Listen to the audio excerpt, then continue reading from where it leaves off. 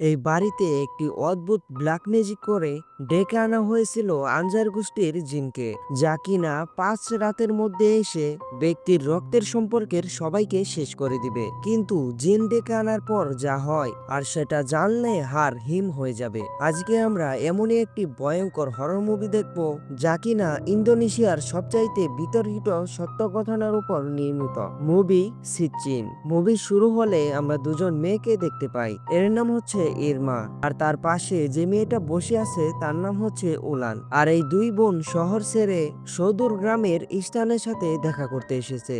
আসার কারণ ওর মাসির ছেলে গালা। ইরমা তাকে পাগলের মতো ভালোবাসে, কিন্তু সম্পর্কে মাসির ছেলে হওয়ার কারণে তাদের রিলেশন বিবাহের পরিণতি পায় কিনা এই বিষয়ে সন্দেহ আছে। ইকসান ব্ল্যাক ম্যাজিকের কাজ করা থেকে জিন চালানের কাজ করে থাকে। ইরমা তাকে কিছু টাকা দিয়ে বোন উলানকে মিডিয়াম বানিয়ে জিনের মাধ্যমে জানতে পারে গালাং স্বামী হিসেবে তার জন্য পারফেক্ট নয়, কারণ ভবিষ্যতে সেই হবে ইরমার মৃত্যুর কারণ। ঘটনা এখান থেকে এগিয়ে যায় 12 বছর পর। গালাং এখন বিবাহিত, তার স্ত্রী নিশা এবং একমাত্র মেয়ে সোফিয়ার সাথে তাদের সুখের সংসার। কিন্তু প্রিমেচিওর বেবি হওয়ার কারণে অপটিক নার্ভ নষ্ট হয়ে যাওয়ায় জন্ম থেকে সোফিয়া অন্ধ। তার জন্মদিন উপলক্ষে আজকে ইরমা, উলান এবং তাদের মা ফারাদ দেখা করতে এসেছে। গালাংয়ের মা রিফার অবস্থা খুব একটা ভালো নয়, কোনো চিকিৎসা তাকে সুস্থ করতে পারছে না। তাদের কথাবার্তার মাঝে ইরমা গালাংয়ের সাথে একা দেখা করে। জানা যায় ওদের মধ্যে 3 বছরের সম্পর্ক ছিল, কিন্তু রিফার মতে বিয়ে করার পর গালাং ইরমার সাথে সম্পর্ক আর এগোতে চায় না। তবে গালাং তার পুরনো স্মৃতি ভুলে গেলেও ইরমা এখনো তাকে ভুলতে পারেনি। সে এখনো তাকে পাগলের মতো ভালোবাসে। শুধু তাই নয়, ইরমা গালাংয়ের বাচ্চার মা হতে চলেছে।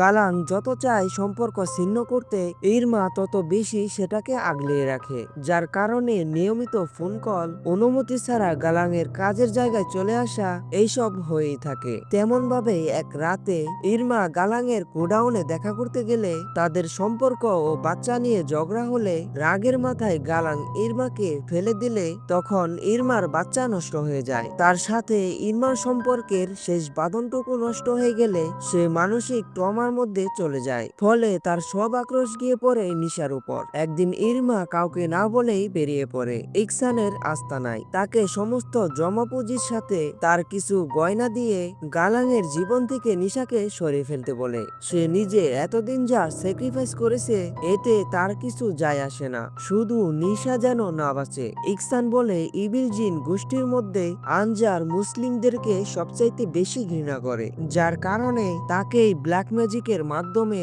ইরমার কাজ সম্পূর্ণ করার জন্য ডেকে আনবে। এই জিন নিশা এবং তার রক্তর সম্পর্কের সবাইকে 5 রাতের মধ্যেই মেরে ফেলবে। কথাটা শুনে ইরমার সোফিয়ার কথা মনে পড়ে। সে তো এখনো ছোট, এমনকি ওর উপর তো কোনো আক্রোশ নেই। নিশার উপর বদলা নিতে গিয়ে শেষে মেয়েটা কি মারা পড়বে? তবে এত ভেবে কি লাভ, তারও তো অন্তঃসত্ত্বা বাচ্চা মারা গিয়েছে। তাই মনকে শক্ত করে ইকসানকে সম্মতি দিলে শুরু হয় ব্ল্যাক ম্যাজিক। এই ব্ল্যাক ম্যাজিকে প্রথমেই প্রয়োজন পড়বে নিশার চুল এবং নখ বা রক্ত, সাথে মহিষের কাটা মাথা এবং তার অন্ত্র, এবং সত্য দাফন করা লাশের পা।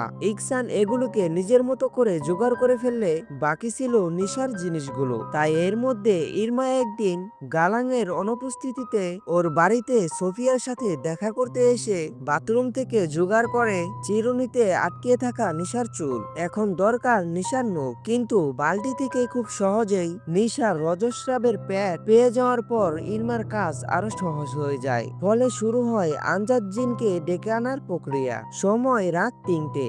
গালাং গভীর ঘুমে আচ্ছন্ন। নিশা তখন তাহাজ্জুদ নামাজ পড়ছিল। আচমকা ওর সামনে মহিষের কাটা মাথা এসে পড়ে, সাথে সাথে তার সারা শরীরে ছিটিয়ে পড়ল রক্ত এবং মহিষের অন্ত্র। চিৎকার শুনে গালাং ছুটে এসে দেখে সেখানে কিছুই নেই, সবটাই নিশার মনের ভুল। সকালে নিশা তখন একা বাড়িতে। হঠাৎ সোফিয়ার পুতুলটা হাতে নিয়ে এক অদ্ভুত পরিবর্তন আসে। কাঁচি দিয়ে একে একে পুতুল এবং নিজের চুল কেটে খেতে শুরু করে। পরের দিন সন্ধ্যায় গালাং কাছ থেকে ফিরলে নিশা বাড়িতে এবং তার সাথে অদ্ভুত ঘটনা ঘটে যাওয়ার ব্যাপারে জানায়, কিন্তু প্রচন্ড ক্লান্ত থাকার কারণে গালাং এসব কথায় কান দেয় না। এদিকে উলান নিজের গয়নাগুলো খুঁজে না পেয়ে ইরমাকে জিজ্ঞাসা করলে জানতে পারে সে পুনরায় ইকসানের সাথে দেখা করতে গিয়েছিল। উলান তাকে অনেক বোঝানোর চেষ্টা করে, কিন্তু ইরমা প্রতিশোধের আগুনে জ্বলছে। তবে ওই রাতে ইরমার সাথে অলৌকিক ঘটনা ঘটে, যেখানে ওর পাশে উলানকে ভয়ানক রূপে দেখতে পায়, কিন্তু আদতে সেখানে কেউ ছিল না। তবে নিশার অবস্থা খুব একটা ভালো নয়। নামাজে বসলেই মন বিচলিত হয়ে রক্তবমির সাথে বেরিয়ে আসে ঝোঁক। সকালে রিফার মুখ ধুয়ে দেওয়ার সময় আচমকা তাকে শ্বাসরোধ করে মারার চেষ্টা করে। তবে পরক্ষণে সেন্স ফিরে আসলে সে তার নিজের ভুল বুঝে ক্ষমা চায়। সে তার নিজের অজান্তে কি করে ফেলছে আল্লাহ জানে। অবশেষে নিজেকে সামলিয়ে রিফার জন্য গরম জল আনতে গেলে রহস্যজনকভাবে শয্যাশায়ী রিফা নিজেই উঠে রান্নাঘরের ফুটন্ত স্যুপ ঢেলে মারা যায়। চোখের সামনে তার মৃত্যু দেখা ছাড়া নিশার কাছে আর কোনো উপায় ছিল না। বাড়িতে পাড়া ও মসজিদের সবাই ভিড় জমিয়েছে। প্রতিবেশীরা রিফার মৃত্যু ঘিরে শুরু করেছে গল্প বাঁধা। কেউ বলছে দিনের পর দিন শয্যাশায়ী থাকার কারণে নিশা তাকে মেরে ফেলেছে, আবার কারোর মতে রিফার উপর কেউ ব্ল্যাক ম্যাজিক করেছে। তবে ঘটলো আরেক ঘটনা।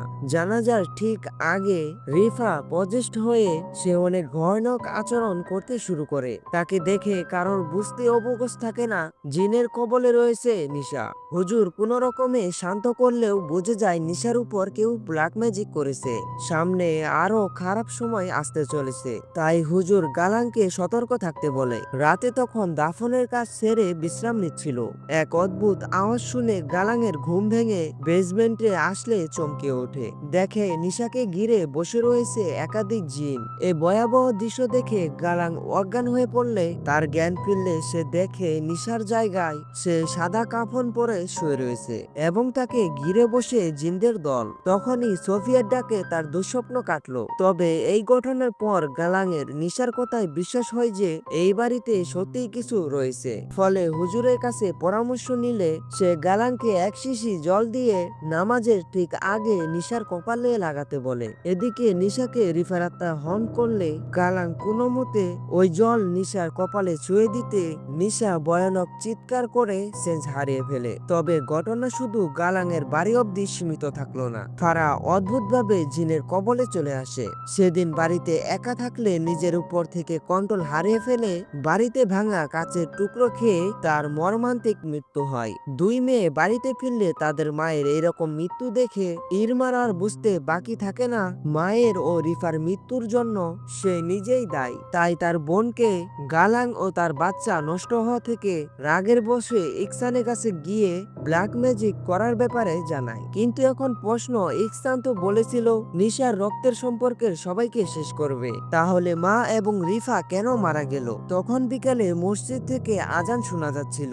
হঠাৎ নিশা চিৎকার করে বারান্দার টেবিলে উঠে নিজের গলায় দড়ি দিয়ে ঝুলে পড়ে, কিন্তু সঠিক সময় গালাং এসে তাকে বাঁচিয়ে নিলেও এই ঘটনা যথেষ্ট প্রভাব তার উপর গিয়ে পড়ে।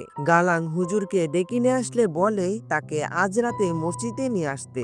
এর কিছুক্ষণ পর ইরমা গালাং এর সাথে দেখা করে জানায় এসব কিছুর জন্য আসলে সেই দায়ী। তবে এখন একে অপরকে দোষ দেওয়া ছাড়া আর কোনো উপায় নেই, কারণ ইরমার বাচ্চাটি নষ্ট হয়েছে গালাং এর জন্য। তবে দোষী যেই হোক না কেন, এখন বাঁচতে হলে জিনকে থামাতে হবে। তাই ইরমা উলিনকে নিয়ে ইকসানের আস্তানায় যাওয়ার প্রস্তুতি নিলে উলান তখন পজেস্ট হয়ে যায়। সে ইরমার উপর অ্যাটাক করলে কোন রকমে নিজেকে বাঁচানোর চেষ্টা করে, কিন্তু অবশেষে তার চোখের সামনে জিন উলানের মাথার স্কেল তুলে তাকে মেরে ফেলে। ইরমা বুঝতে পারে জিন কোনো রক্তের সম্পর্ক ছাড়াই সবার পরিবারকে বংশ নিবংশ করছে। আর এখন নিশা এবং গালাংয়ের পালা। ওদিকে মসজিদে সবাই নিশাকে সুস্থ করার প্রস্তুতি নিলে ইরমা ইকসানের আস্তানায় পৌঁছায়। ইরমা তাকে বলে জিনকে থামাতে। আনজাদ জিনকে যে কাজের জন্য ডেকে আনা হয় সে যেটা যতক্ষণ না সম্পূর্ণ হচ্ছে তাকে ফিরানো সম্ভব না।